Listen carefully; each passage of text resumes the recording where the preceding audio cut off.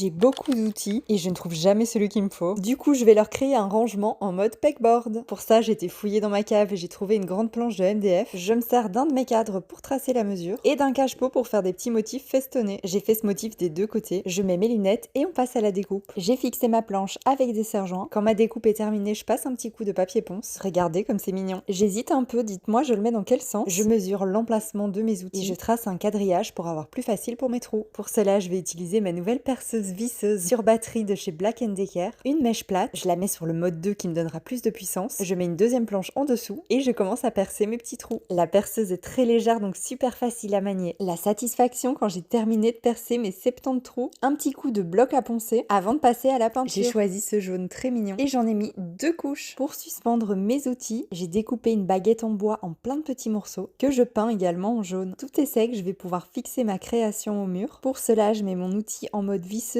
et sur le niveau 1 et je fixe mes vis dans le mur. J'ai de l'OSB donc je peux me contenter de mettre simplement des vis. Maintenant j'ai plus qu'à placer mes tiges de bois et à venir y ranger mes outils. C'est trop chouette à faire et je peux bouger mes petites tiges de bois en fonction de mes besoins. Dis-moi ce que tu penses du résultat. J'espère que ça t'inspirera pour ranger ton atelier. On se voit très vite pour un nouveau Do It Yourself.